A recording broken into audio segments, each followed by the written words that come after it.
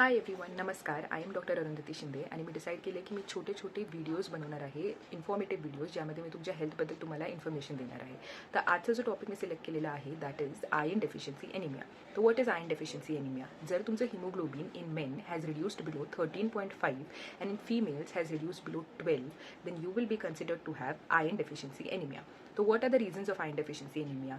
एक आहे ब्लीडिंग, दुसरा आहे डायटरी सोर्स नाही आहे, तिसरा आहे if you have some stomach problem, म्हणजे पोटाचे काही आजार असतील तर. ठीक आहे. तर पहिलं तर ब्लीडिंग आहे. ब्लीडिंग मेनली आपल्याला फिमेल्समध्ये दिसतं, कारण पिरियड्स होत असतात एव्हरी मंथ. मेनमध्ये नॉर्मली मी एक्सक्लुझिव्हली सांगते आहे आयर्न डेफिशियन्सी एनिमिया दिसत नाही, कारण तुम्हाला जर ब्लीडिंग होत असेल तर एक तर आहे तुमच्या स्टूल्समधलं ब्लड जाते आणि तुम्हाला नोटीस होत नाही आहे, किंवा तुम्हाला जसं मी सांगितलं तिसरं रिझन की पोटाचा काहीतरी आजार आहे आणि तुम्हाला ते नोटीस झालेलं नाही आहे. तर ह्यातलं काहीतरी एक रिझन असू शकतं. मेनला नॉर्मली आयर्न डेफिशियन्सी एनिमिया होत नाही. जर तुमचं हिमोग्लोबिन 13.5च्या खाली गेलं असेल तर make sure that you consult a doctor as soon as possible.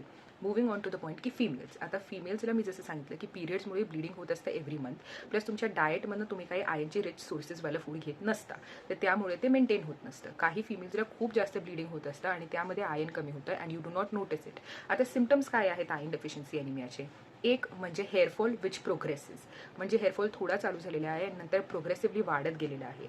डोळ्याखाली dark circles येणं, खूप जास्त इझिली थकान येणं, थोडंही डिस्टन्स चाललं तर थकान येऊन पाल्पिटेशन्स होणं म्हणजे धडधड होणं हे, किंवा पिरियड्सच्या दरम्यान तुम्हाला खूप एक्स्ट्रीम वीकनेस वाटणं, लोअर बॅकपासनं खाली वीकनेस वाटणं, लोअर बॅक पेन्स होणं, पोट दुखणं खूप जास्त प्रमाणामध्ये, exclusively it could be iron deficiency anaemia. जर का इवन इन फिमेल्स तुम्हाला सारखं सारखं आयर्न डेफिशियन्सी एनिमिया होत असेल, make sure that you consult a doctor. आता what are the sources of diet ज्याने तुमचं आयर्न वाढू शकतं? मी असं म्हणेन की 10 ते 12 मध्ये जर तुमचं आयर्न असेल ना, तर तुम्हाला सप्लिमेंट्स घेणं, इंजेक्शन्स घेणं ह्या सगळ्याची काही गरज नाही आहे. तुम्ही फूडमधनं जर तुम्ही रोज कन्सिस्टंटली फूडमध्ये जे चेंजेस आहेत ते करत गेला, डाएटमध्ये चेंजेस करत गेला, तर तुम्हाला आयर्न वाढलेलं मस्त प्रमाणात दिसणार आहे. ठीक आहे. So what are the foods? एक म्हणजे जे आपण बिलकुल खात नाही दॅट इज ड्रायफ्रुट्स. ड्रायफ्रुट्समध्ये पण पर्टिक्युलरली मी तुम्हाला सांगेल खजूर, अंजीर, काळे मनुके. त्यानंतर फ्रूट्समध्ये बोलायला गेलं तर पोमोग्रॅनेट म्हणजे आपलं डाळिंब. पालेभाज्या खूप चांगलं सोर्स आहे, कडधान्य खूप चांगलं सोर्स आहे. पालेभाज्यांमध्ये पण स्पेसिफिकली पालकची जी भाजी आहे that is best because it contains more amount of iron.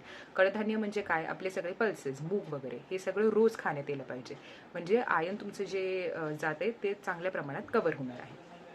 दुसरं म्हणजे आपलं बीटरूट वगैरे, हेही आपण कधी खात नाही. सॅलड्समध्ये बीटरूट वगैरे खाणं खूप इम्पॉर्टंट असतं. तर ह्या एकदम बेसिक फूडच्या गोष्टी आहेत ज्या मी तुम्हाला सांगते आहे.